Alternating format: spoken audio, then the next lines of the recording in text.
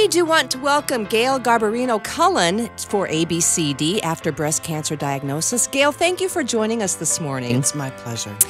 If you could, just a little bit of your background and of your story, your affiliation with ABCD. Sure. Well, Melody Wilson, who was the founder of ABCD, of course, and I were news reporters together back at Channel 4 500,000 years ago. I won't go full million. It goes fast, doesn't it? It does go quickly. Seems like yesterday. So we were colleagues, we were friends, and she had left Channel 4 as I had when she started down this breast cancer journey the first time. And we got together, she and I and a couple of friends, for lunch one day, and she mentioned how she was planning to, or thinking about starting this organization that she had found that she was really helpful to her to find people who had also gone through the breast cancer journey to speak with, because as much as people love you and reach out to you, if they haven't actually walked in those shoes, it's really not the same level of support. It's just different. It's good, but it's different. And so she had said that she wanted to really begin an organization and wanted our kind of take on what we thought of it. And we were all like, absolutely, go for it. That was, what, 16 years ago? A long time ago. Maybe even longer than that. But anyway, it was something that she was very passionate about. And then not terribly long after, a couple of years after she began that organization, I was diagnosed with breast cancer.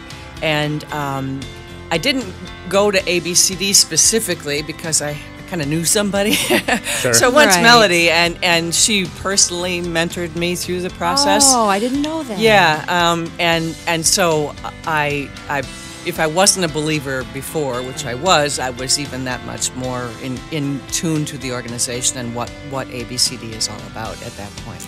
So it really is true, when you get your diagnosis and the doctor tells you that you have breast cancer, I always think in my mind I probably wouldn't hear anything after that. Yeah, go back to that moment. What was that like for you?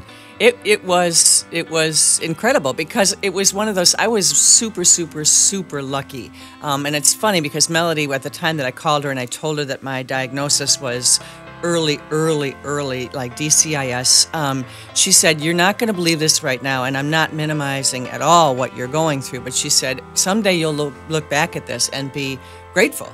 And it's like, oh, sure, right. Yeah, whatever. But, yeah, exactly. But it truly was. I was very lucky. So honestly, I went in for my annual mammogram. They thought they saw something, wanted to do a little biopsy, and then I had to go back for the results. And I went back by myself. I absolutely was thinking, this is no big deal. Right. Everything's going to be fine. Right, exactly. And then, as you said, you get the words cancer thrown at you, and it was just like a blank. Everything else like falls everything by the wayside, and Yeah. people are talking to you, but you're not hearing them. Absolutely.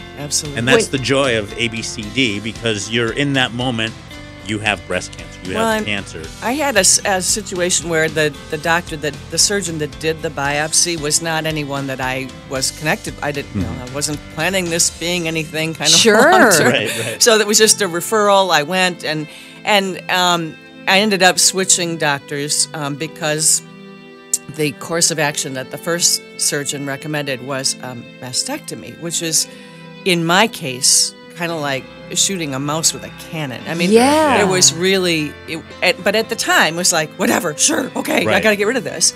And then I spoke with Melody, and she said, you really need another opinion.